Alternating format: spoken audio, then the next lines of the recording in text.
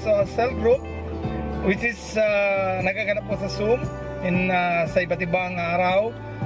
Please join us also at sa paglago ng ating spiritual na pananampalataya sa Panginoon. Maraming salamat.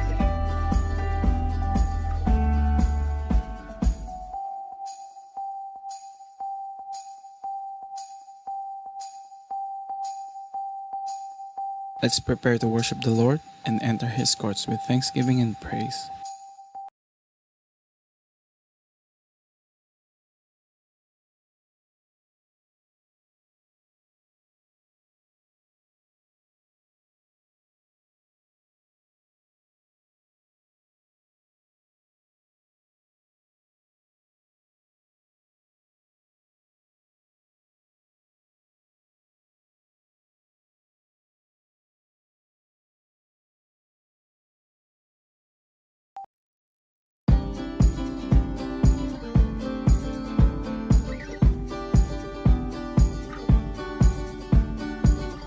Hi, welcome! I am Pastor Rio of CCIQ Christian Church in Qatar. This is not just only a family, it is a church of OFW like me here in Qatar. Our mission, loving God, loving people, and our vision, win soul and make disciples for Christ. Encourage you, prepare your heart, and let's worship the living God this morning. Come on and join us.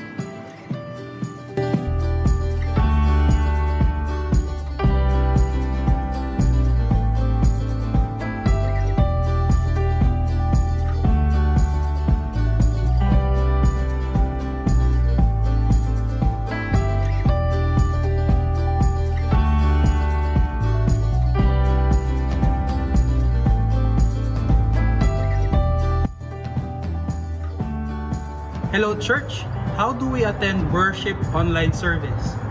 Number 1, get out of bed and get dressed. It will put you on a mindset for preparing for worship.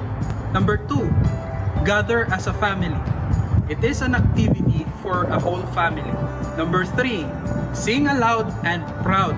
Use the biggest screen like your TV or your laptop to worship on this platform. Number 4, preach with the preacher. Say amen, clap, and shout whenever we feel so.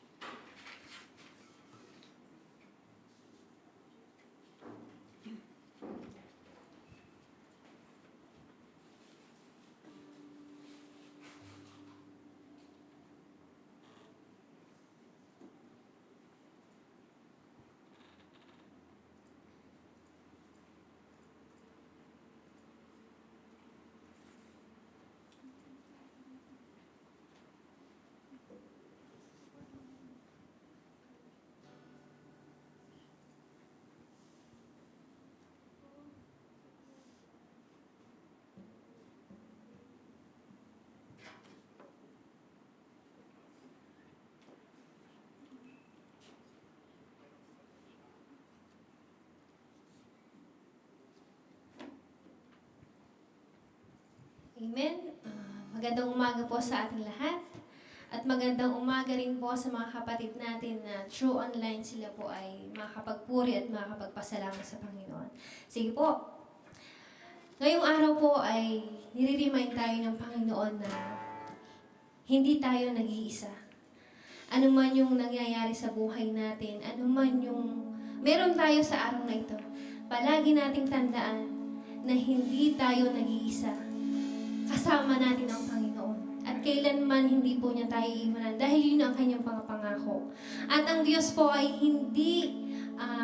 kailanman ay hindi bumibigo sa kanyang mga pangako. Kaya halina po tayong lahat. Tayo po ay magpupuri, magpapasalamat sa ating Panginoon. Dahil kailanman hindi siya nagkukulang at hindi siya magkukulang sa ating kanyang mga anak. Amen. Hallelujah! Purihin ka, Panginoon!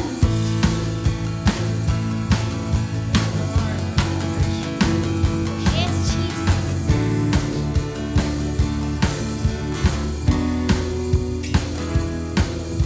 Diyos na makapangyarihan, Haring kataas-taas.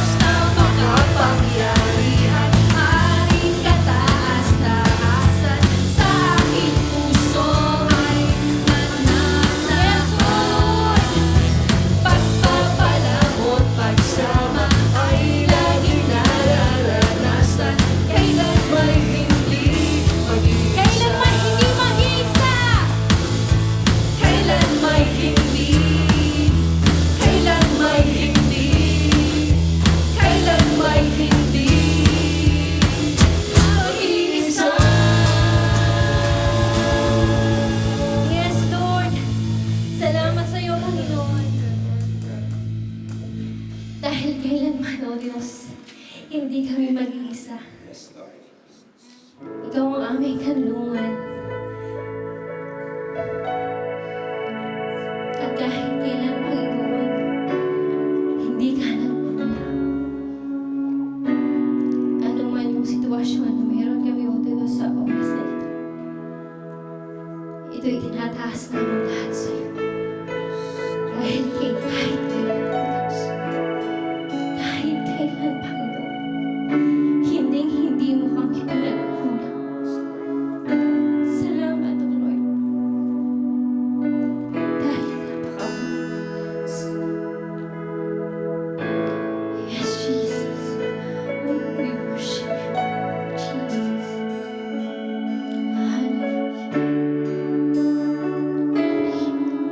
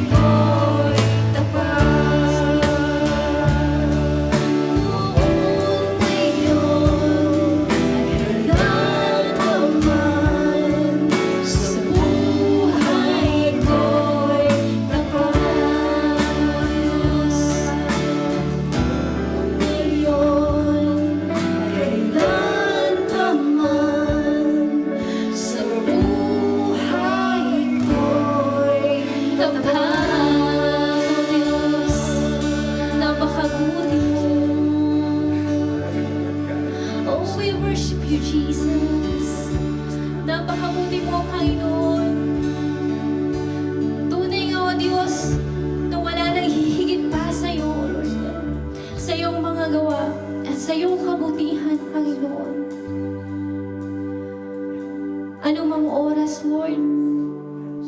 Kahit kailan, Panginoon, hindi mo kami pinabayaan. In spite of our circumstances, Panginoon, ano man yung mga kinakaharap namin, O Diyos.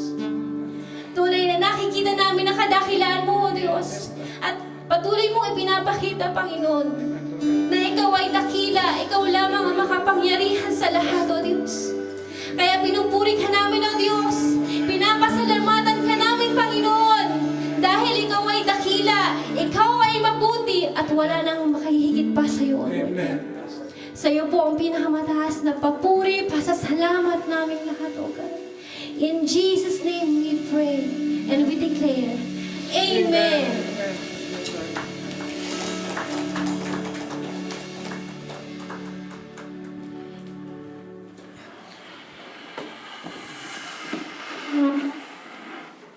Praise God.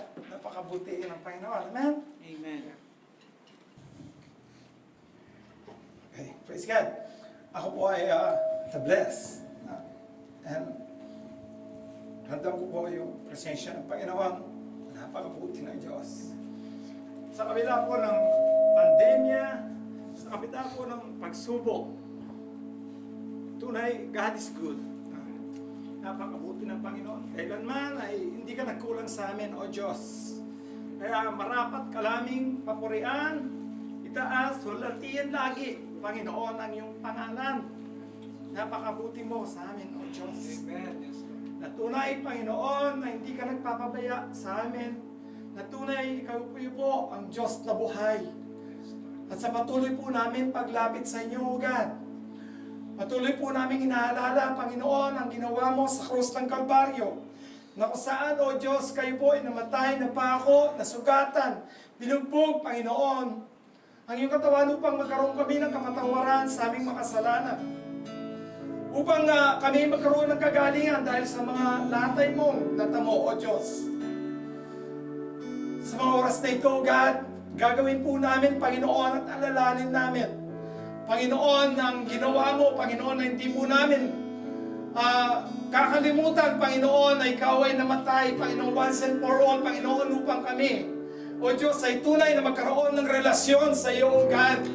Upang kami magkaroon ng tunay na kaligtasan, Panginoon, na meron kang nakalahan sa amin, O Diyos.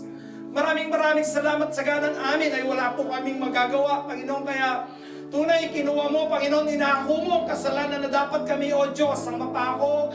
Dapat kami, Panginoon, ang maparusahan. Subalit, Panginoon, sa iyong kabutihan, sa iyong pagmamahal, dakilang Diyos. Binigay mo po, Panginoon, ang iyong anak na si Jesucristo upang siya, Panginoon, ay namatay, Panginoon.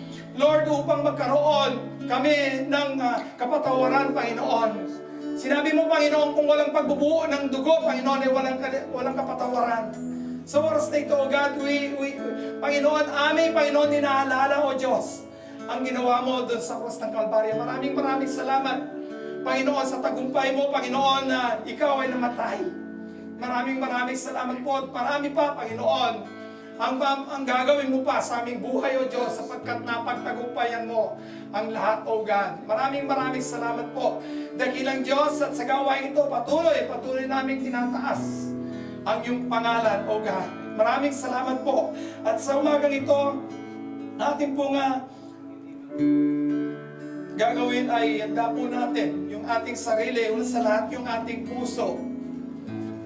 Ang ating sarili, ang buo nating pagkatao sa umagang ito, sapagkat tayo po ay magpo-partake ng tinapay na simbolo ng katawan ng ating Panginoong Jesucristo, ng saro na simbolo ng dugo ng ating Panginoong Jesucristo. Sa umagang ito ay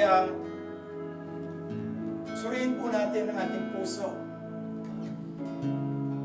Kung meron po na naalala natin, mga nagawa natin, mga kasalanan hindi naging kalugod-lugod, sa harapan ng Diyos, ito yung pagkakataon po na bago po natin i-partake yung tinapay na simbolo ng katawan ng ating Panginoon. At ang ang saro na simbolo ng dugo ng ating Panginoon Kristo. Tunay, hilingin natin sa Panginoon na tayo pakalinisin niya upang tayo po ay maging karapat-dapat tumanggap ng tinapay na simbolo ng ating Panginoon at ang saro na simbolo ng dugo ng ating Panginoon Kristo. Sa 1 Corinthians chapter 11 verse 23. Ang sabi po roon na ni Paul, saan ay tinanggap po ni Paul ang revelasyon na ito. Ang sabi niya, for I received from the Lord what I also passed unto you. The Lord Jesus on the night he was betrayed took bread. And when he had given thanks, he broke it and said, this is my body which is for you. Do this in remembrance of me. In the same way, after supper, he took the cup, saying, this cup is the new covenant of my blood. Do this whenever you drink it, remember of me. For whenever you eat this bread and drink this cup, you proclaim the Lord's death until He comes. Bago po natin na gawin ay tayo po muna yumukot manalangin. Ang Diyos, banal at makapangyarihan sa lahat. Sa mga oras na ito, God, amin po Panginoon, nilalapit ng aming mga sarili, O Diyos, lalo na ang aming puso, Panginoon, na meron kayong nakikitang mga batik na kasalanan, mga kasalanan gawa namin sa isip, sa gawa, sa pananalita na hindi naging kalugod-lugod sa iyo, God, patuloy, Panginoon. Surihin mo po ang bawat isa sa amin upang kami ay magkarapat-dapat tumanggap ng tinapay na simbolo ng iyong katawan at ang saro na simbolo ng iyong dugo, O God. Sa mga oras na ito, God, iniling po namin ang pagpapatawad mo, paglilinis, O Diyos, sa mga oras na ito. Sa bawat nakikinig, nanonood, Panginoon, sa FB, sa Lord, sa mga oras na ito, God, patuloy, dinadalain ko po, Panginoon, ang patuloy na paglilinis mo at hindi maiksi ang iyong kamay, Panginoon, upang hindi maabot, Panginoon, ang pagpapatawad sa bawat saugan. Maraming salamat po, Ama, sa kalinisan. At sa magang ito, inaalala po namin ang ginawa mo doon sa krus ng Kalbaryo. Sabi po ng ating binasa, and when he had given thanks, he broke it and said, this is my body which is for you. Do this in remembrance of me. Taas po natin ang sa lahat po ng nanonood, sa lahat na naka-join, Panginoon, sa oras na ito, samahan niyo po kami. Dakilang Diyos, ang tinapay dito ang simbolo ng iyong katawan na nabugbog doon sa krus ng Kalbaryo. Tinataas po namin ito, God, pakalinisin mo po, pagpalain, magsilbing kagalingan, Panginoon, sa aming mga physical na pangangatuan. Maraming salamat po at gagawin po namin ito bilang pag-aalala sa ginawa mo doon sa krus ng Kalbaryo. Ating po kainin.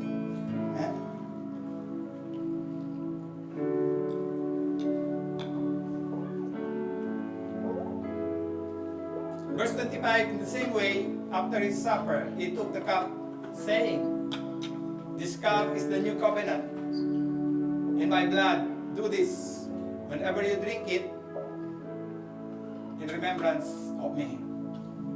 Taas po natin yung saro. Dakilang Diyos, sa mga oras na ito, God, aming tinataas ang sarong ito na simbolo ng iyong dugo na tumigis doon sa krus ng Kalbaryo, God.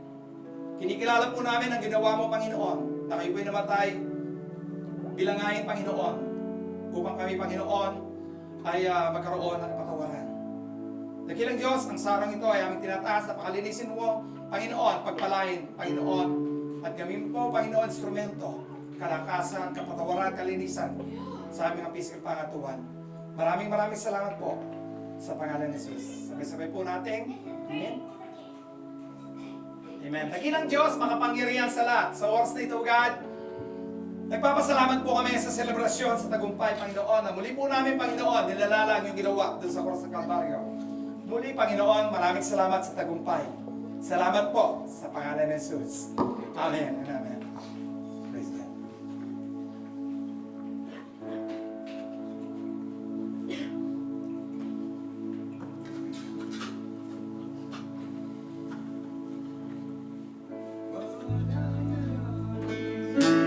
Say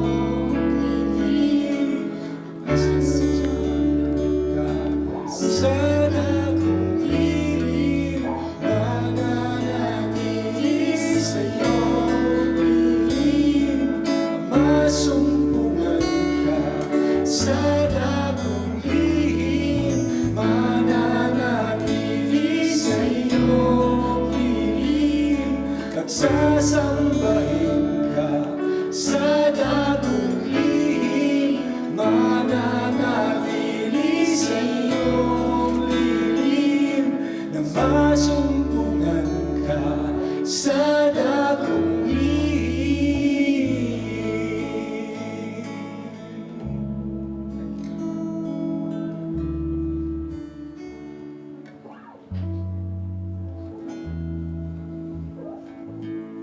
Amen. Praise. Praise God. Amen. Purihin pong Panginoon. Muli po ay nagpapasalamat po ako sa magandang oportunidad na muli po tayong nagkaroon ng gawain through online. Amen. Sa lahat po ng nanonood sa FB, sa YouTube, amen. Patuloy po nating nagkilikin o panoorin po yung gawain ng Panginoon. Sapagkat ito yung sandata, lalo po sa panahon ng ating naranasang pandemya, napakabuti po ng Diyos. Ano? Ang mensahe po o sa umagang ito ay may tema pong it is showtime sa buwan ng August. Ito po yung ating tema, it's showtime. Bakit po showtime? Sapagkat God is so good, di ba? Natunay na ang Diyos ay dapat makita lagi that we are a Christian, we are different to the non-Christian. Di ba? In spite of many pandemics, yung pandemics, yung mga circumstances na ating pong nararanasan, pakita natin, we have to show, no? Na nakakaiba po ang mga na kay Kristo Jesus. Di ba? Lahat po ng nakipag-isa kay Kristo Jesus, dapat dito sa panahon na ito, ay pakita natin na tayo po ay kakaiba. Nandun yung kagalakan, nandun po yung tagumpay, nandun yung pag-asa lagi, sapagkat tayo po ay pinagpala ng Diyos. Amen? Tunay ng mga awiting kanina, God is so good. Napakabuti ng Diyos. Hindi po siya nagkukulang. Amen? Kung minsan tayo po ay nagkukulang, but God, hindi po siya ni minsan nagkukulang. Ano? So, ang title po ng mensahe sa umagang ito ay Confirm and Tested. Babasahin ko na po at pakikita natin dun sa ating teksto. Amen? James chapter 1, verse 2 to 4. Okay. Sabi po ng ating James, confirm. Okay.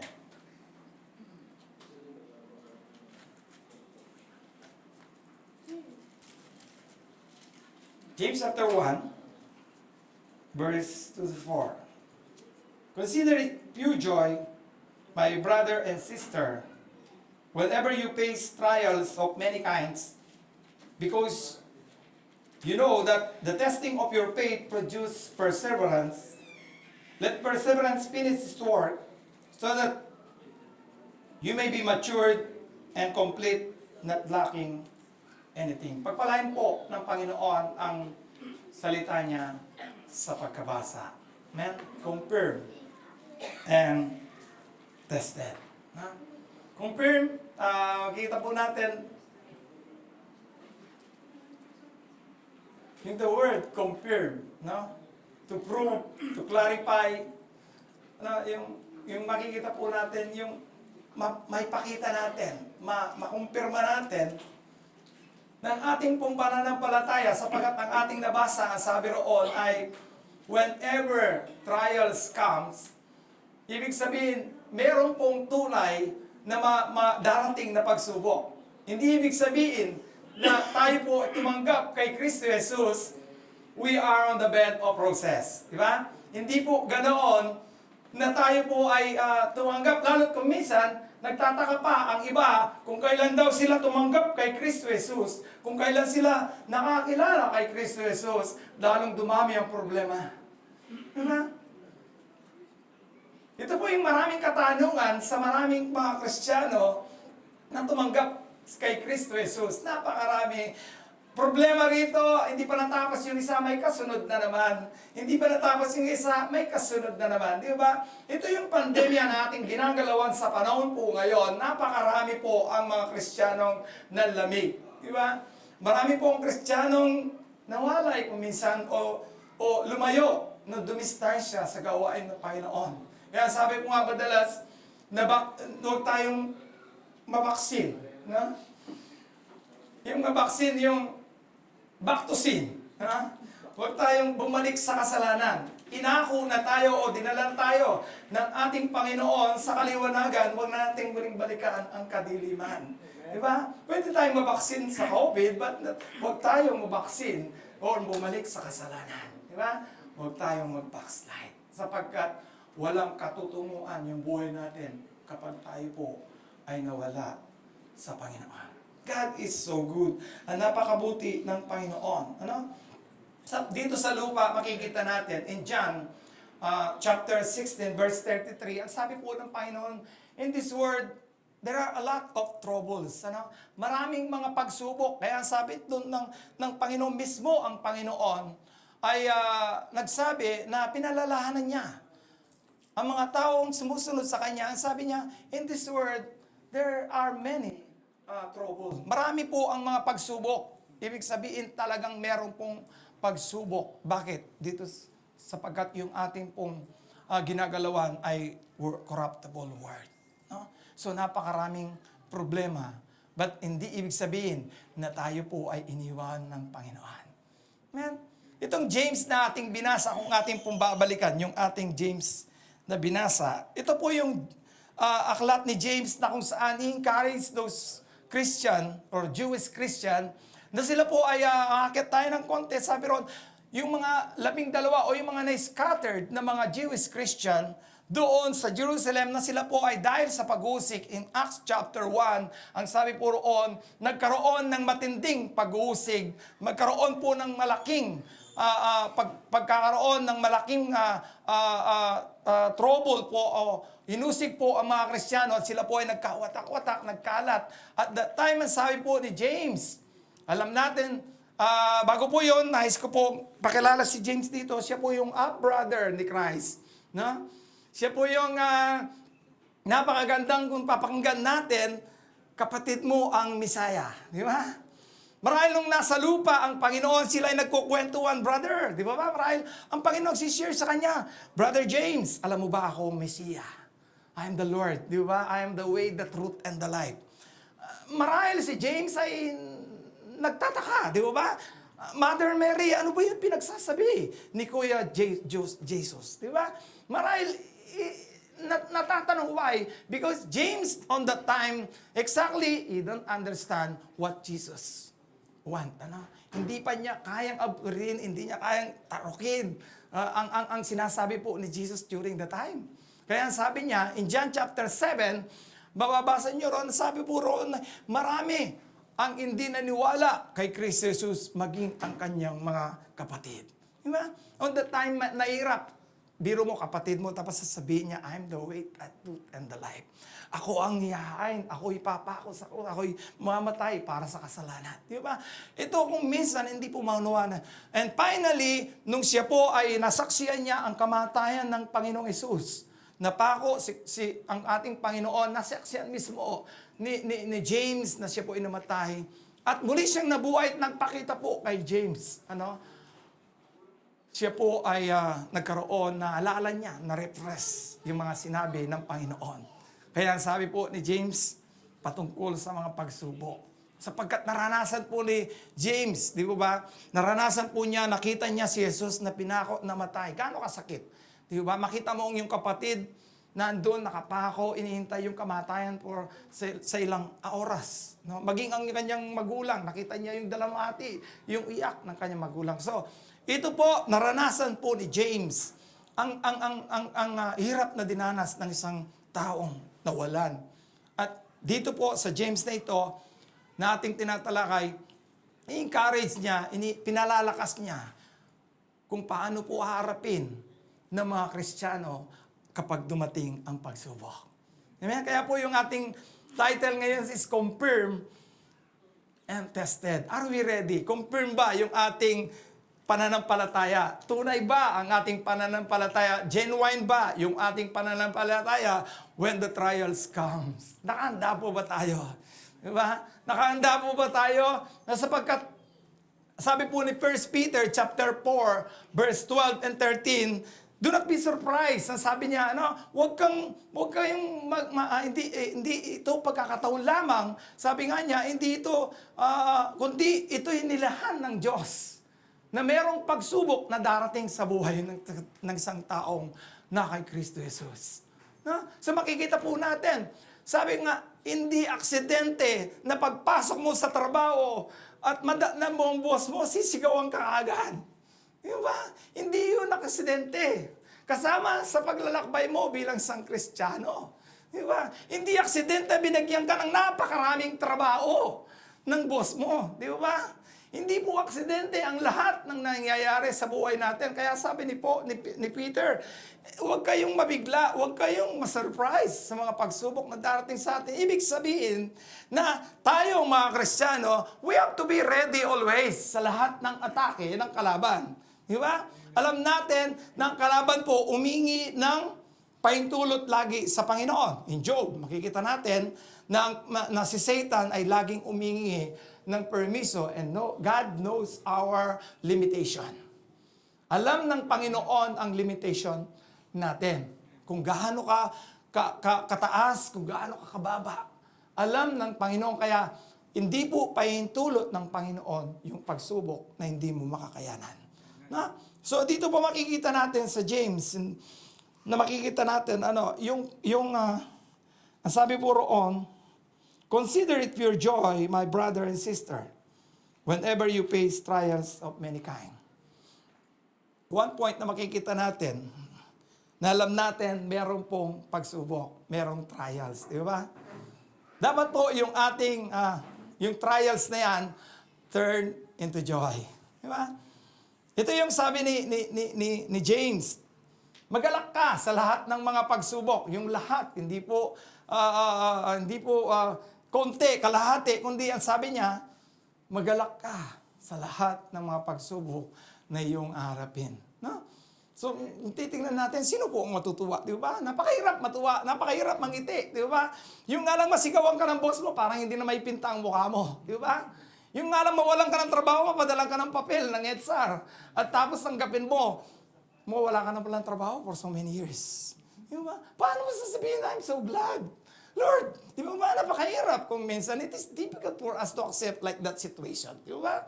Hindi po ganun kadali. But James said, sabi po niya, consider it joy. Di ba? Bakit? Kailan ka ba matutuwa sa buhay mo? Kailan ka ba nasasayaan? Kailan ka ba naging masaya sa buhay mo? When you are receiving promotion? Doon lang po ba? Kapag ikaw ay mamagaan na trabaho, doon lang ikaw ay masaya. Kapag ikaw ay may bagong kondo, may bagong bahay, doon ka lang ba masaya? Di ba? Kung meron kang magandang sasakyan, di ba? Magandang cellphone, di ba? Doon ka lang ba matutuwa? At that time natutuwa, doon lamang ba ang kaligayahan mo na mararanasan mo? What about those trials na mararanasan mo? Kapag dumating na yung pagsubok, di ba? Paano po ba yan? Tayo po ba ay magiging malungkutin na?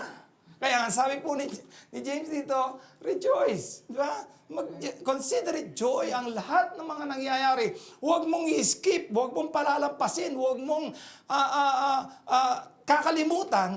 Meron ding mga pagsubok sa buhay mo na you have to rejoice. Di ba? Hindi dapat na makita sa isang Kristiyano ang isang tao na kawawa ka, no time. Bakit po? Tayo po ay binili ni Kristo Jesus, a precious blood of Christ. Si Kristo po ay namatay sa atin. Napakalaga ng ginawa niya. Tapos sa isang konting pagkakamali, sa isang konting kalungkutan, nawawala ka na kay Kristo Jesus. Isang napakalungkot, di ba? Kaya sabi niya, turn into joy. Yung pong ating mga problemang aranasan, kung minsan, hindi po pare-pareho yung ating mga problema. Di ba? Sometimes yung iba, physically, may sakit. Di ba? May na-COVID ka, yung buong pamilya mo na-COVID. Di ba? yung iba naman, financially, wala. Yung iba, walang trabaho. We can consider that a trials. But hindi ibig sabihin, kapag naranasan mo ang ganoon, mawawala ka na rin. Malulungkot ka na rin. Mawawala ka na sa gawain ng Panginoon. Hindi ito. Kaya nga sabi ni James, consider it joy. No, consider mo rin yung mga nangyayari sa buhay mo. Huwag mong kakalimutan. Paano po natin ito makonsider? Paano po tayo magiging rejoice? Di ba? Sabi ni Paul, rejoice and rejoice. Hinulit-ulit po ni Paul na sabi niya, complete na rejoice and rejoice.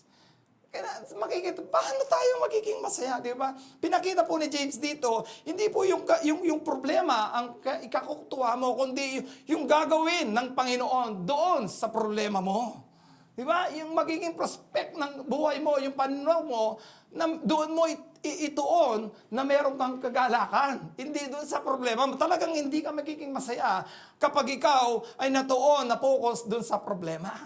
Kapag ang mind mo na focus doon sa problema, kung ikaw man ay nakaranas ng COVID, nawala ng trabaho, bumagsak ang business mo, maraming nangyari sa buhay mo na hindi mo inaasahan, tingnan mo ang gagawin ng Panginoon sa buhay mo. Amen? Meron pong gagawin ang Panginoon. Kaya sabi po rin, consider it joy. Parang count it. Ibilang mo ito. Itong mga pagsubok na ito na dumarating sa buhay mo. No? So God, instead na tayo po ay magreklamo, instead na tayo po ay ma-depress, rejoice. Magalak tayo. Di ba? Kapag tayo po may problema, magdamit tayo ng maganda. Di ba? Magsuot tayo ng maganda, mag-ayusin natin yung ating buhok. Magpa-spa tayo, punta tayo ng salon. Wala palang buhok. I'm sorry. Okay, wala pong ayos. Mag-sombrero po tayo. God is so good. Amen. Okay, so God is so good. Pakita natin that we are different. No? When we face trials, iba tayo. Diba? Huwag nating pakita na tayo po'y kawawa. Pakita natin that we are strong dapagkat si Kristo Jesus ang nagbibigay ng lakas sa atin. Amen? So God is so good. No time for depress, no time for complain, no? Huwag tayo pong hindi makita dapat sa atin, kundi yung joy. Trials turn to joy. Amen? Okay. Okay, pangalawa po ay yung ating trials, sabi po roon ay trials produce perseverance. Atin po basahin yung ating kanina. Sabi po roon, because you know, the testing of your faith produce perseverance. Perseverance means, ang sabi po roon ay persistence in doing something despite of difficulty or delayed in achieving success.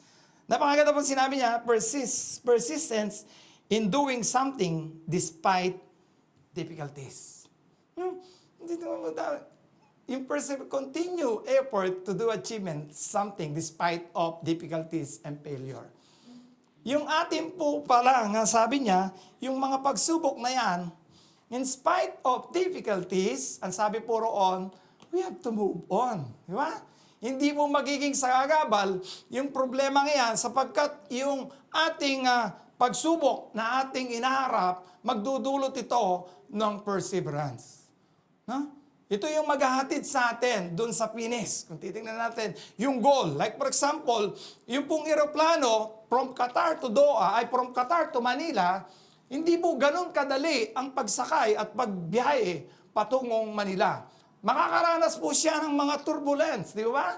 Sa pagbibiyahe natin, nandiyan po kung minsan niyuyugyog ng malakas na hangin at bagyo ang eroplano. But kung titingnan po natin, hindi po nangina o hindi na-discourage ang piloto, but itutuloy niya. Bakit po? Nandun, danas na niya, subok na niya ang turbulence na yan, being a pilot. Diba? Hanggang maihatid po niya doon sa Manila International Airport na galing ng Qatar, malalapag po siya ng payapa. Diba? So, sa lahat ng pagsubok sa buhay po ng isang Kristiyano, sa lahat ng, kung titingnan po natin, yung mga pagsubok na naranasan natin, sabi po ron ay, wala pa yan doon sa mga naranasan ng mga early Christian, di ba? Alam niyo po yung mga early Christian, bubasahin natin in the book of Hebrew, pinakita po ron may nilagari ng patagilid, binitin, pinatay, di ba? Sa atin, kung minsan, madilayed lang ang sweldo natin, nagrereklamo na tayo, di ba? Umihinto na tayo sa gawain ng Panginoon, di ba? Hindi ito yung dahilan, hindi po tayo dapat uminto when it comes in trials. Bagkus sabi nga, magpatuloy tayo. Ang sabi po roon, despite of difficulties and failure, we have to move. Di ba? Hindi ito magiging hadlang sa pagsunod natin kay Kristo Jesus. Hindi ito ang magiging dahilan na tayo po itatalikod at babalik sa kamunduan. Bagkus sasabi roon, we have to move forward. No? Yung trials na ating inaharap, wala pa po doon sa mga karanasan ng ibang mga Kristiyano. Naranasan niyo po yung mga latest ngayon na titingnan natin. Di ba ba? Yung mga sa Taliban, mga Kristiyano, puro may mga Kristiyanong nabalitaan kung may mangyayaring hindi maganda. Di ba? Mga, hindi pinaglalaban po nila ang pananampalataya nila sa ating Panginoon. No? So, hindi pa po ganun katindi yung inaabot ng mga o nararanasang pagsubok ng iba. No? Bagkus, maliit pa lang, consider pa lang natin itong maliit na pagsubok ang lahat ng ito. No? Pero wag po maging dahilan na tayo po ay hinto sa gawain ng Panginoon, sa pagsunod sa Panginoon. No? Trials produce perseverance. Ito po, the other translation is patience. No?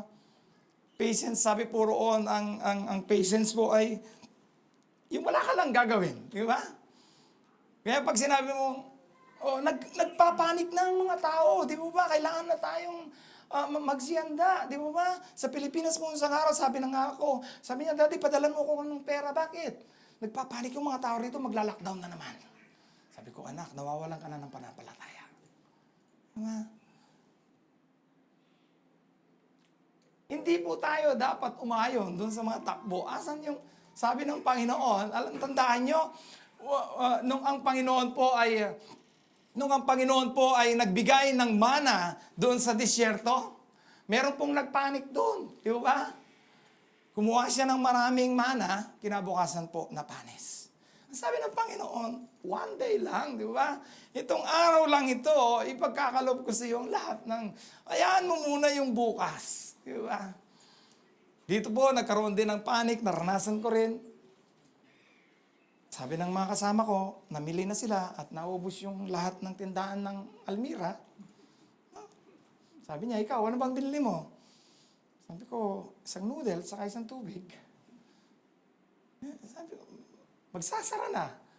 Sabi ko, and God will provide. Amen?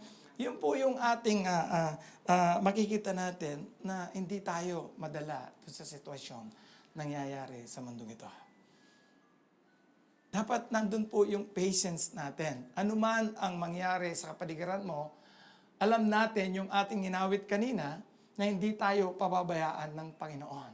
Kung ang mga ibon, pinakakain niya, di ba? Sari-saring pagkain na natitikman ng mga ibon. May spaghetti ng Jollibee, ng Kentucky, ng KFC, di ba? Nakakain ng mga ibon. How much more na tayo po na nilikha ng Diyos na kawangis niya. God is so good. Hindi tayo pababayaan ng Panginoon. Diba? Yung kanta natin kanina, sabi niya, napakabuti ng Panginoon, hindi siya nagkulang, hindi siya nagpapabaya. Ibig sabihin, sa lahat ng pangyayari sa buhay mo, na COVID ka man, nawalan ka man ng trabaho, nawalan ka man ng mahal sa buhay, tunay na mahirap, pero kailangan gawin mo, sabi ni James, count it all joy, maging masaya ka, magpatuloy ka, sapagkat kung iinto ka, hindi mo mararating yung pinangako ng Panginoon. Diba? Gaano kahirap? Kung minsan it is difficult for us, di ba? Na sumunod kay Kristo Jesus. Minsan marami pong mga Kristiyano nahihirapan. Pero kung titingnan po ninyo yung sitwasyon ni Edeline, yung nakakuha ng gold, di ba? Yung Edeline, di ba? Diaz. bago po niya nakuha yung gold na yon, at napanood ko po yung istorya niya, na stranded po siya sa isang lugar at nakita ko po yung training niya. Compare, I believe, sa ibang mga lugar, no? Halos barbell lang at wala talaga siyang mga special na equipment. But kita nyo naman, hindi po siya natinag doon. Sabi ron, halos kuminsan yung pagkain nila ay parang hindi na nasuportaan, but nagpatuloy po siya until na-reach po niya yung tagumpay po siya bilang sanggol. Di ba? Hindi lang magpapala niya. Kung siya po ay sumuko nung panahon na yon, ano? Makakuha ba niya yung gantimpalang tatanggap niya sa ngayon? Naging milyonarya po siya kagad. Di ba? At dala niya yung karangalan ng Pilipinas. Why? Nagpatuloy po siya. Sa kabila ng pagsubok, sa kabila ng hirap na naranasan niya, hindi siya tumingin doon.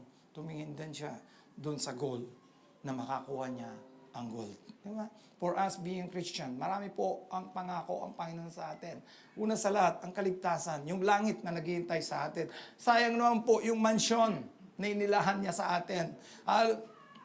Napakagandang mansyon. Nasabi ng John chapter 14, di ba? In my Father's house are many mansion. Lahat po tayo nandito sa lupa, meron pong mansyon na nakalahan sa langit kapag tayo po'y babalik na dun sa ating Ama. But kung hihinto ka, paano po ang mansyon na inilahan ng Panginoon sa atin? Di ba? So, continue. Magpatuloy po tayo sa kabila po ng difficulties sa buhay natin. Alam natin, ang lahat ng pagsubok na dumarating sa buhay natin, there is always purpose. Ginagamit po yan lagi ng Panginoon. Gagamitin ng Panginoon ang pagsubok na yan sa atin. Marahil, sabi ko nga noon, may mga kapatid tayong hindi sumusweldo, continue ka lang. Kahit 1 buwan, 2 buwan, 3 buwan hindi sumusweldo, sabi ko, continue ka lang. Gagamitin ng Panginoon ang pagkakataon na yan sa ibang mga Kristiyanong tumanggap kay Kristus o sa ibang mga taong makakasalamuha mo. Pwede kang mag-share ng Word of God. Pwede mong i-testify yun. Bakit? Pwede mong i-testify. Naranasan mo na sa kabila ng pangyayaring hindi ka sumweldo for 5 months, pinagpala ka ng Panginoon, ibinigay one time, pwede mong ibahagi doon sa mga taong hindi sumusweldo, na walan ng trabaho at pinagkalooban ng Diyos. So the circumstance is always a purpose. No? Meron po laging layunin. Huwag nating kalungkot yung mga bagay na nangyayari. Kaya sabi ko po ni Paul ni Peter kanina, do not be surprised. Huwag tayong mabigla, huwag po tayong mabahala sa lahat ng pagsubok na nating hinaharap. God has always a purpose in our life. Meron pong purpose yan. Merong layunin. Merong paggagamitan ang Panginoon sa lahat ng mga nangyayari sa buhay po natin. Amen? So, napakabuti ng Panginoon. God is so good. Amen? So, kapag ikaw ay nakakaranas ng pagsubok, nakilang Diyos, alam ko po, nililabel mo ang aking faith. Diba? Instead to complain, instead to depress, instead na tayo po ay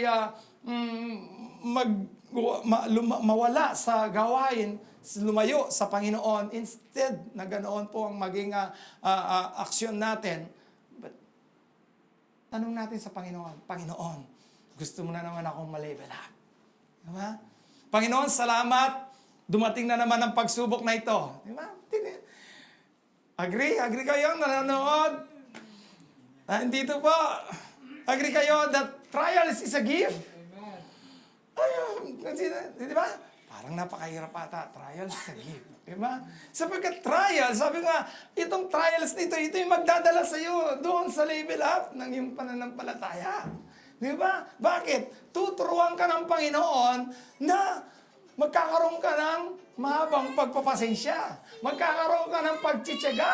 Di ba? Tuturuan ka ng Panginoon na magtsitsaga ka. Kapag ka dumating ang pagsubok sa iyo, ibig sabihin, tinuturuan ka ng Panginoon na magtsaga at magtiis. Panginoon, wala pala akong pagtitiis pa. Dumating ang pagsubok na ito. Amen? So kapag ikaw ay nasigawan ng boss mo, Lord, meron ka na namang gustong pakita sa akin. Kapag kami tinanggal ka sa trabaho, Lord, meron ka na namang gustong ipakita sa akin. That is the good manner. Ito yung good character. Ito yung maging dapat sa loobin natin instead na tayo po yung magreklamo sa Panginoon. Bakit ako? Bakit ang daming masasamang tao? Bakit ako pa ang nawalan ng trabaho? Di ba? Bakit ako pa ang na-pandemic? Ang daming mga magnanakaw. Ang daming mga corruption. Di ba? Ba't ako pa? Ikaw ay mahal ng Diyos. Pinili ka niya dahil meron siyang plano sa buhay mo. Ang lahat ng mga nangyayari sa buhay mo, meron gustong ipakita lagi ang Panginoon sa buhay mo. Sa trabaho natin, lahat, naranasan ko po last week, naranasan ng Panginoon. And God is so good. So, sabi ko, may plano ang Panginoon sa akin. So, yun po, napakabuti ng Panginoon. Na? Trials produce persistence. Tinuturuan tayo ng Panginoon na magtiyaga, maging mapagtiis, at magtiwala sa Kanya. And lastly po ay, trials make our faith matured. Ito yung makikita natin. Kapag ka ang isang asal ng isang Kristiyano ay lagi nagre-reklamo, ibig sabihin, you are still baby. Diba?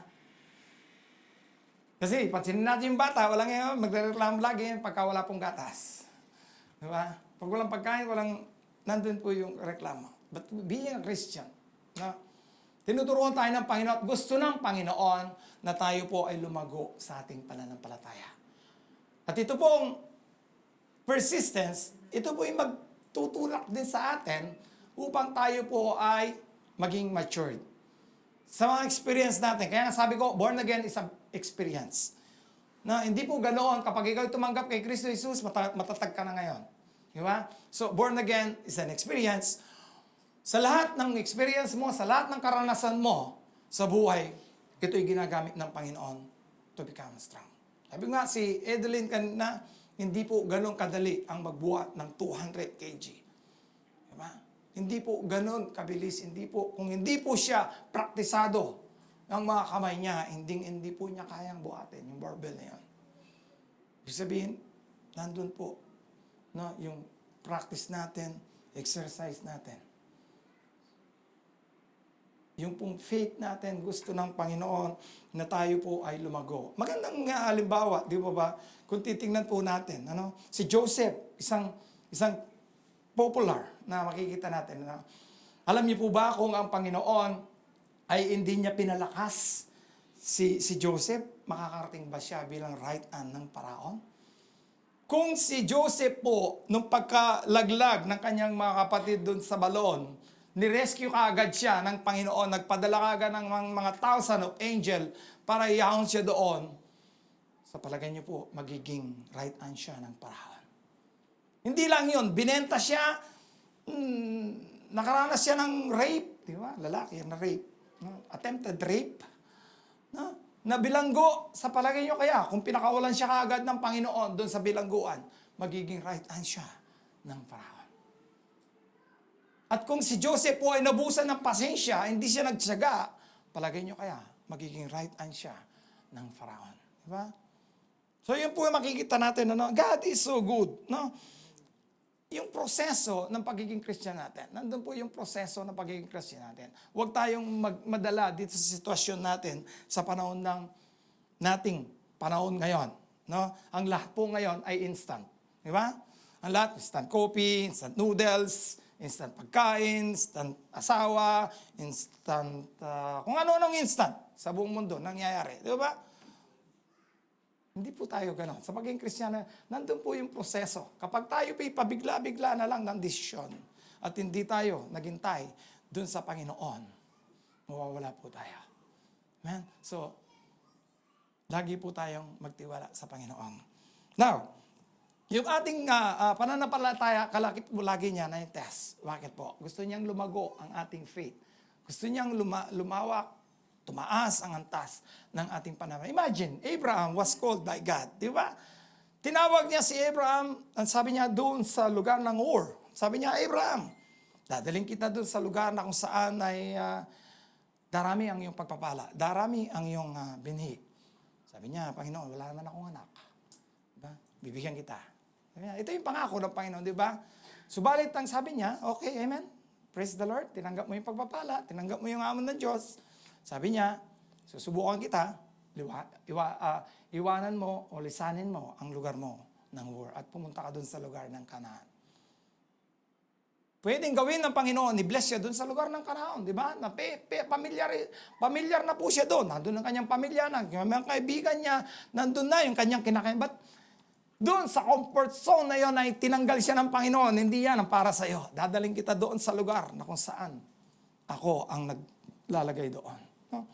Sumunod po si Abraham in Hebrew chapter 11 verse 8. Ang sabi niya, sumunod si Abraham sa lugar na kung saan hindi niya alam. Di ba? How much more, di ba? Kung minsan may pangyayari sa buhay natin. Lord, ano ba yung dumating sa buhay ko? Hindi ko alam to. Di ba? Alam ko yan, sabi ng Diyos.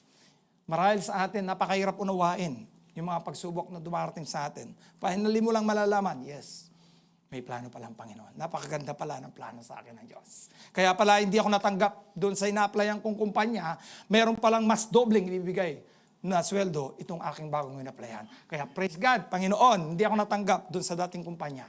Di ba? May mga ganun pangyayari, di ba? So ang lahat ng bagay na nangyayari sa buhay natin, huwag natin ikalungkot. Ano? Yung hindi ka natanggap, ano? Kung hindi ka man natanggap doon sa ina-applyan mo, merong nakalahan na pagpapala ang Diyos na mas maganda pa doon sa pagpapala binibigay ng Panginoon sa atin. Di ba? Hindi ka man nabasted ka man, praise the Lord. Binasted ka man, nang nililigawan mo, praise God. Meron palang mas magandang ibibigay sa iyo ng Panginoon. Di ba? Ang lahat ng mga bagay na nangyayari sa buhay natin, mapatrabaho, mapabuhay natin, let us consider it joy. Tayo po ay magpatuloy sa gawain ng Panginoon. Hindi yun na magiging adlang. Bakit? Mawawala po yung focus natin kapag tayo po ay napunta dun sa pangyayaring ganoon. Ano? Focus our mind on Jesus. Focus natin ang ating. At doon po, sabi ni lastly, nung binigay po ni Abraham, ay ng Diyos, si Abraham ng anak, si Isaac, di ba? Pines na naman siya. Sabi niya, Abraham, ihandog mo ang iyong anak sa akin. Lord, parang nagkakamali ka, di ba? Parang mali, di ba? Sa ganang tingin at pananaw ni Abraham, mali ang desisyon ng Diyos, di ba? At never na nagkamali ang Panginoon. Parang biniligay mo sa akin to, nag-iisa lang, sabi mo, darami ang aking binhi. Bakit? Kukunin mo uli. But in Hebrew chapter 17, 8, verse 17, 8, 19, ang sabi roon, and Abraham believed, sabi niya, naniwala si Abraham na muling bubuhayin niya si Isaac. And God will nag-provide po siya ng ayin na offering doon sa sitwasyon na akmang papatay na si Isaac. Di ba? So pinakita roon yung pagiging obedience ni Abraham sa pagsubok. Nagpatuloy po siya at na-level up. Kaya po tinawag siyang father of faith. Tayo po bilang mga Kristiyano, nakipagsa kay Kristo Jesus. Tayo po inahamon din ng Panginoon. Inahamon tayo sa isang challenge to label our faith. Hindi tayo mananatiling baby. Hindi tayo mananatiling iyakin. Hindi tayo mananatili na bansot na Kristiyano. But kinakailangan tayo po ay maging matured Christian. Kung ikaw ay ginagamit na ng Panginoon, God, praise the Lord. Kung hindi ka pa ginagamit ng Panginoon sa oras na ito, commit yourself to God. Mag-commit ka sa gawain ng Panginoon. Mag-level up ka upang ang pananampalataya mo ay lumago. Ito yung amon ng Panginoon. Hindi tayo dapat tumingin dun sa pandemya, hindi tayo dapat tumingin sa mga nangyayaring pagsubok sa atin. Move forward, continue na magtiwala po tayo sa ating Panginoon. Sapagkat siya, ang Diyos na may lalang ng langit at lupa, God knows our heart, God knows our plan, God knows our future. Siya po at pagkatiwala natin ang lahat ng yan sa Diyos. Hindi dun sa problema tayo madadala. Amen? Praise God. At sa ating pong mga wakas, ang sabi roon ng ating conclusion, amen? Yung bang trials, yung pain, sorrow, yan po ba? Kapag ikaw, in-entertain mo ang bagay na yan, ikaw ay makukulong. Hindi ka makakawala sa problemang yan. Subalit, kung kikilalanin mo, tatanggapin mo, ang amon ng Diyos, na magpapatuloy ka, magiging malaya ka, magiging masaya ka, sapagkat hindi ka nag-iisa, kasama mo ang Panginoon. Amen? Praise the Lord. Maraming salamat po sa magandang umagang ito. Nawa, pinagpala po kayo sa mensahe ng Panginoon. And God is so good. Amen? Praise the Lord. Tayo po muna manalangin. Amen? Dakilang Diyos, makapangyarihan sa lahat sa mga oras pong ito, O God. Alam mo po, O Diyos, ang aming kalagayan. Alam niyo po, Panginoon, ang nararanasan namin mga pagsubok. May maliit, may malaki. Subalit, isa ang aming isipan, Panginoon, na hindi mo kami pababayaan ni iwan man. Sa mga pagsubok na aming harapin, O Diyos, dakilang Diyos, kayo pong nagsabi, walang pagsubok. Panginoon, na dumarating sa amin, hindi po namin makayanan. Bagkus kayo po, O Diyos, ang gagawa ng paraan upang malampasan po namin ang lahat ng ito, O God. Hindi po namin tinadalangin, Panginoon, alisin mo ang pagsubok, kundi ang dalangin namin, Panginoon, nang magsilbi itong lakas, Panginoon, magsilbing weapon, magsilbing gabay, Panginoon, tungo doon sa pangako mo, Panginoon. Lord, tulungan mo po ang bawat isa sa amin, Panginoon. Nalam po namin sa bawat pagsubok naming naranasan, ay makakayanan po namin na lahat ng ito, God.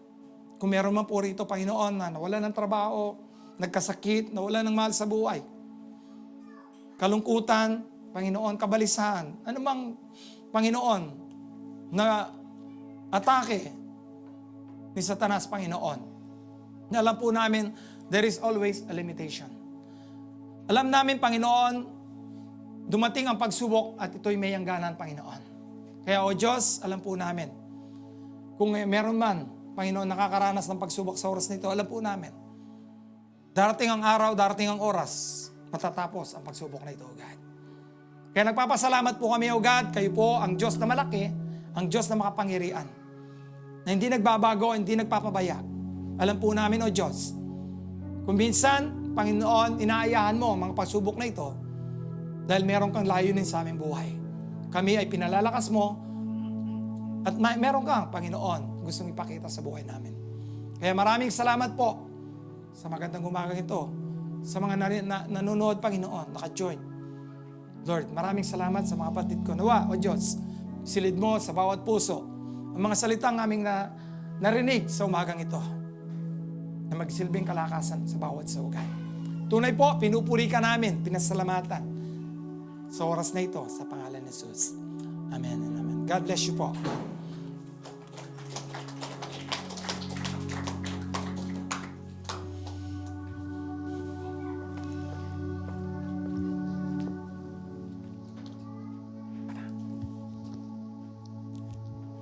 Thank you, Pastor Eden, for the great message that we heard today. Are you blessed? Now it's time for giving. And I just want to remind you what the Bible says about giving.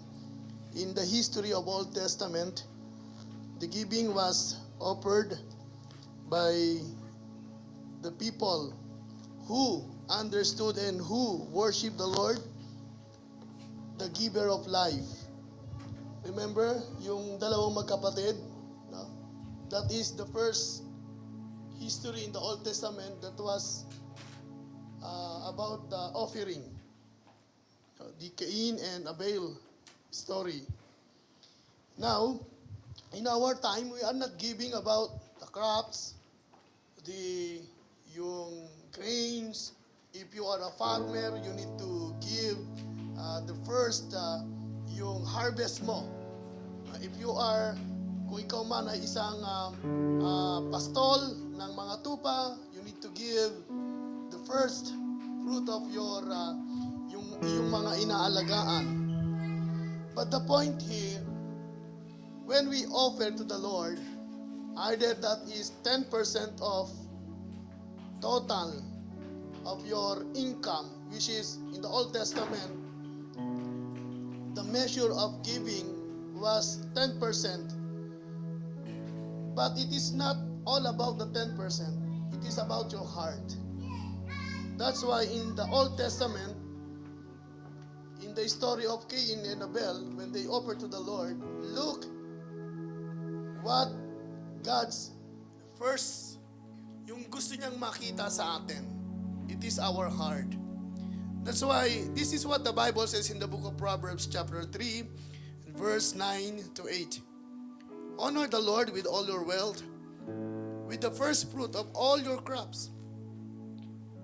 When your barn will be filled to overflowing and your vats will bring over with new wine.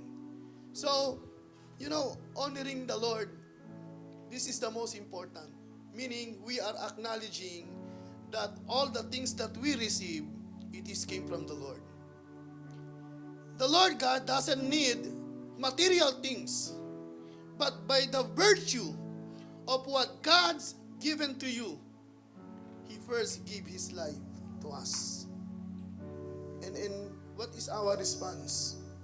The Lord asking us our heart first.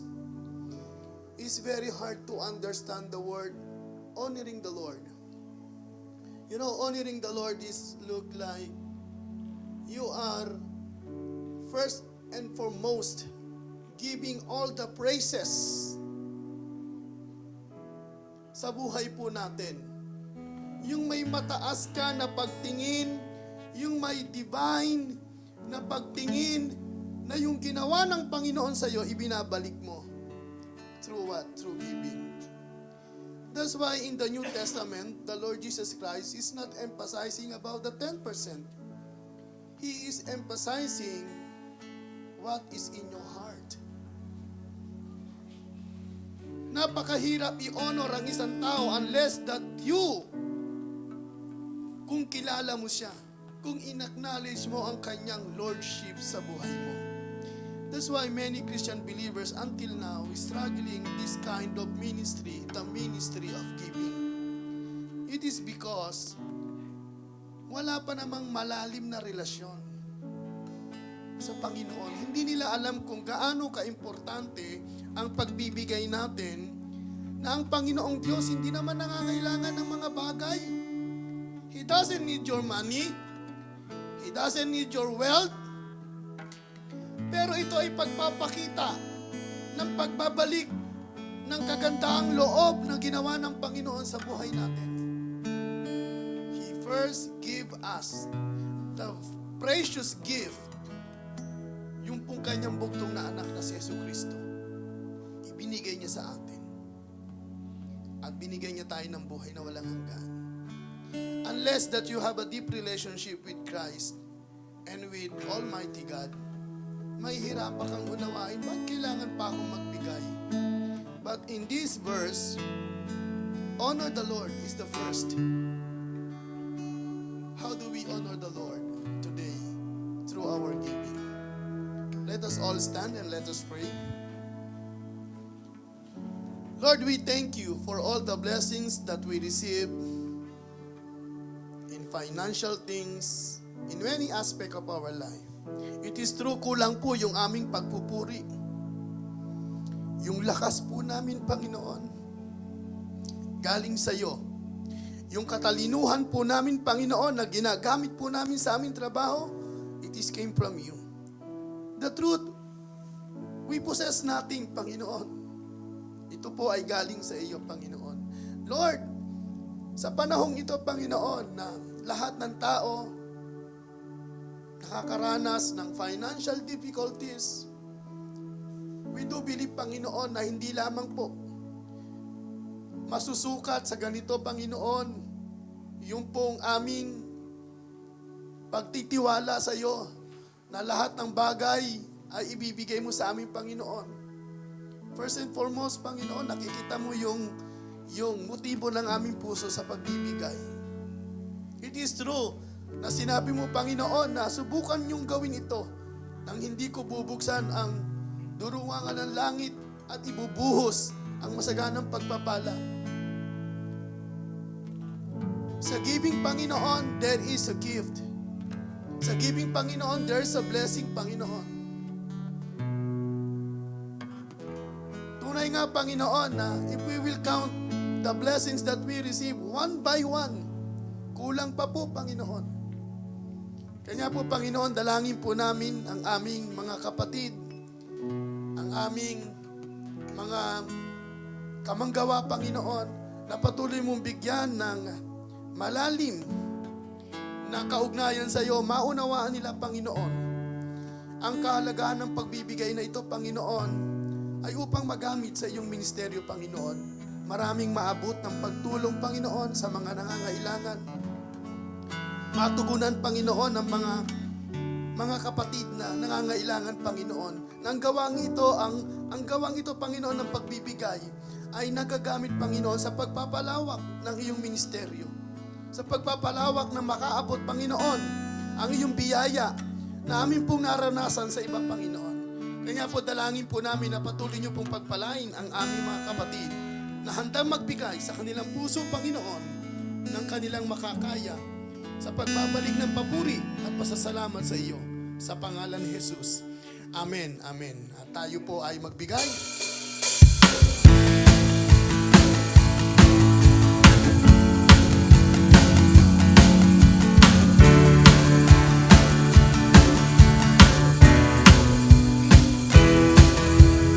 Diyos na makapangyarihan, Haring kataas-taasan, sa aking puso ay nananahan. Pagpapalamon, pagsama ay laging nararanasan, kailan may hindi mag-iisa.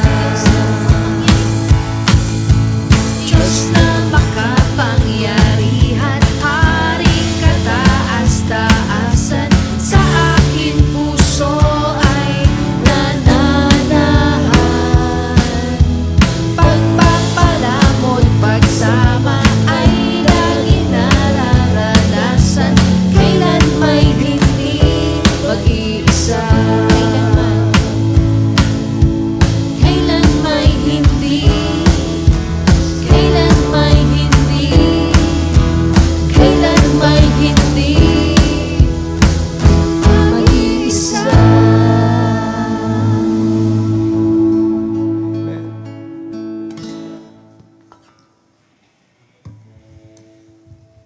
Amen. Tunay ngang kailanman hindi tayo mag-iisa if we have Jesus in our life. It is a powerful message this morning. Confirmed and tested. It's about time to prove ourselves in the sight of God. Ngayong umaga kung gaano nga ba tayo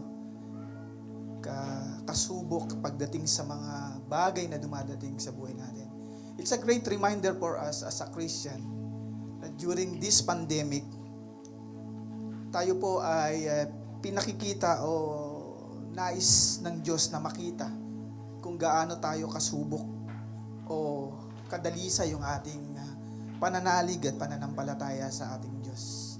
Minsan dadaling ka ng Diyos sa mga bagay upang makita mo gaano na nga ba ako kalakas o gaano na ba ako talaga nagtitiwala sa Diyos. Kaya nga nakukonfirm the way we think, the way we act. God confirm if we are truly trusted in Him. At makikita po natin sa mga bagay na resulta ng ating ginagawa na handong po yung tunay na pagtitiwala sa Diyos. Kaya nga po, isang magandang paalala po sa atin ngayon, kahit anumang panahon ang dumating sa buhay ng bawat isa sa atin, it must be shows always yung kabutihan po ng Diyos sa buhay ng bawat isa sa atin. Amen po. Yun po yung importante because that is our great testimony sa mga taong nakapaligid sa atin. Confirmed and tested. For those who are in FB Live, make it sure na tayo po ay confirm ang ating pagtitiwala sa Diyos at tested po ang ating buhay during this pandemic. Amen po. For those who are celebrating birthdays this week, kay Ethan Ramos po, anak po ni Kuya Ricky, celebrating tomorrow. And Pastor Randy, 22 August, celebrating our beloved Pastor Randy. At ganun po si Rome, celebrate po ng kanyang birthday today. And we think those people are tested ang kanilang pagtitiwala sa Diyos during this time. there's no reason to celebrate the goodness of God in their life. Patuloy po tayong magpapasalamat sa Diyos at patuloy po nating sasabihin ang kabutihan ng Diyos. We can share the goodness of God. There's a lot of sad things sa buhay, but we need to accept those things. Kaya nga ang kasama ko kahapon, sabi, yung pastor nila na nagtuturo daw sa Bible school ay pumanaw. Sabi ko talaga namang ganun. May panahon talaga ng pagsilang at panahon ng pagpanaw. Kagandahan lang dito. Kung bang pananampalataya, tested ba ang iyong buhay kapag kinakaharap natin yung mga bagay na ito. Ibig sabihin, nare-refine po ang ating pananampalataya sa Diyos kapag po dumadagan yung ganitong bagay. Truly, makikita po natin, it's only a thing. It's tools of God sa atin po para ma-refine yung faith natin. Kaya nga sinasabi, nalalaman ang tunay at lantay na ginto kapag dumadaan siya sa apoy. Are we tested? Are we confirmed this morning sa buhay po natin? We need to thank God sa buhay na ito kasi nire-refine tayo ng Diyos yung ating pananampalataya. Kaya nga sinabi niya, in all things, give thanks. Dapat sa mga ganitong pagkakataon, may trials man, give thanks. Because napupurify ka. Lumalabas yung tunay na ikaw in the presence of God. Ginagamit ng Diyos to for you to grow. Kaya po, pasalamatan natin ang mga ganitong bagay. Huwag po natin isumpa to kasi great instrument ng Diyos to sa mga lingkod, sumusunod sa Diyos para lalong magtiwala sa Kanya. Sometimes kapag maraming bagay, overwhelmed ka sa mga pagpapala, ayaw din naman ng Diyos na doon naman matukoy ng iyong mga paningin sa mga biyaya na nagmumula sa Kanya. But this time, it's a great time to show who is God is sa buhay mo, especially in our faith. For those who are in FB, kami po ay nagpapasalamat sa inyo and we take this opportunity. Just bear with us. Although sometimes meron pong struggle po sa connection ng internet, meron pong hindi perpekto ang ating live streaming, but I do believe it's not about sa mga bagay na merong technicalities tayo tumingin. But still, yung purpose at kabutihan po ng Diyos ngayong umaga ang ating pong dapat makita. Naharapin natin sabay-sabay yung buhay na ito.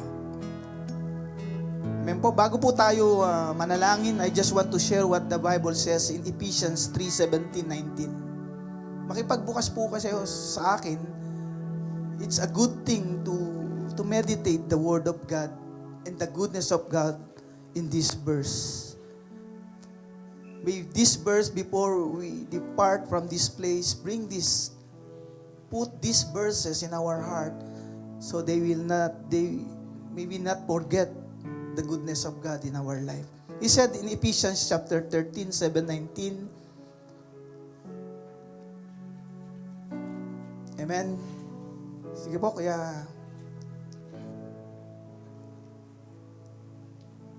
sabi dito po, Ephesians chapter 3:17-19, so that Christ may dwell in you, in your heart, through faith, and pray that you're being rooted,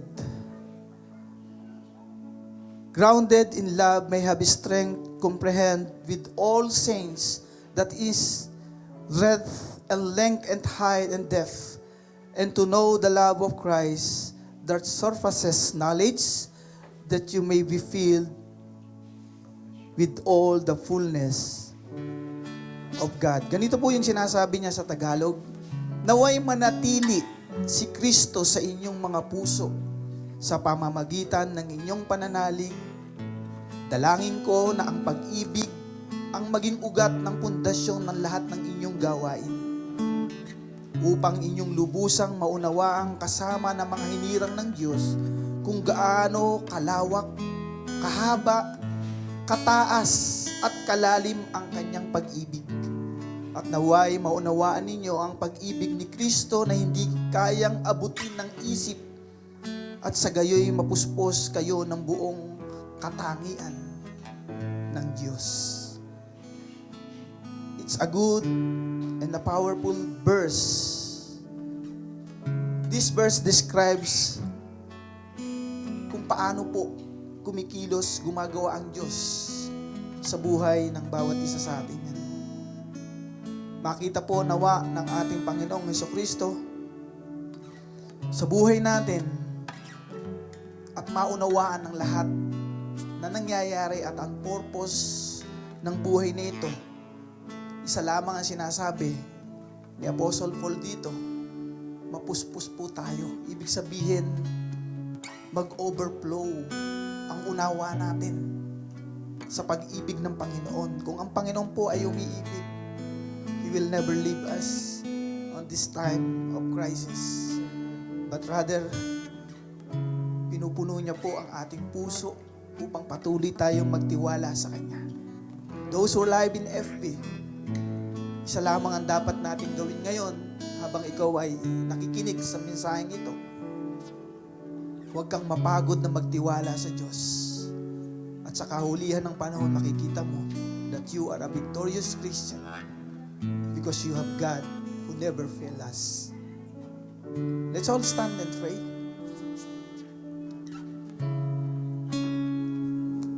Heavenly Father, we want to bring you our heart today. Thank you, God. After sometimes you test us for us to prove, O God, that our faith and trust belongs to you, O God. Lord, tunay nga ang buhay na ito ay kalakip na magtiwala sa iyo. Teach us not to doubt, even though we are facing differences, difficulties in our life. But still, O God, pinararamdam mo, Panginoon, ang iyong kamalayan, ang iyong kabutihan sa buhay ng bawat isa sa amin. You make all things beautiful in your time. And we believe every day in our life, iyon po yung panahon mo upang sumikat sa amin ang kadakilaan ng Panginoong Diyos na aming pinaglilingkuran.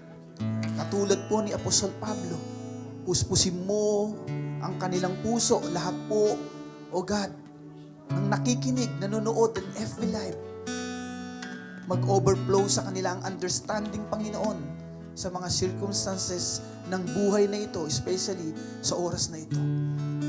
Pumapayag kami, Panginoon, na subukin mo, subalit, bigyan mo kami ng kalakasan upang pagtagumpayan nito at mabigyan ng kapurihan ang iyong dakilang pangalan. Lord, sa umagang ito, nais po naming dakilain, papurihan ka sa lahat ng bagay na nagaganap at nangyayari. Because we believe there's a great purpose behind this. And the purpose of these things, to strengthen our relationship, to strengthen our faith, O Jesus, to stand firm, to fly over these circumstances, because we are more than conqueror through Christ. Salamat, Panginoon. We depart from this place, bringing this word that always shape our life, our character, just to trust in you, O God, sa buhay nito.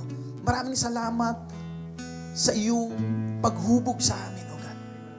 Maraming salamat, Panginoon, sa instrumento mo, O God, sapagkat, O Diyos, katulad ng awiting, hindi ka nagkukulang, Panginoon. Lord, nais ka namin papurihan, O Jesus.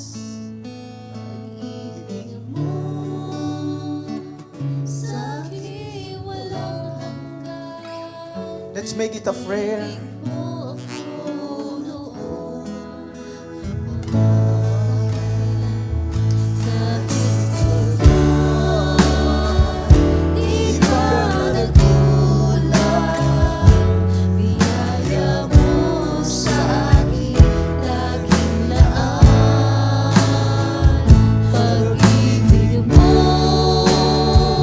Sa akin walang hanggan, inibig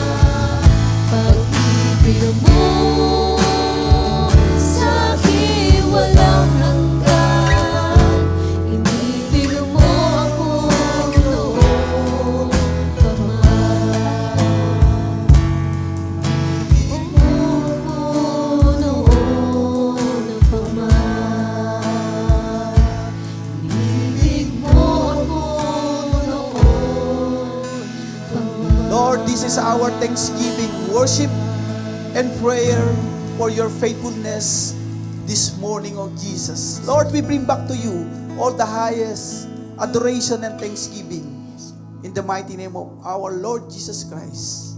This is our prayer. Amen. And amen. Let's celebrate the goodness of God. Let's have a victory song. Good morning to everybody, and God bless you all.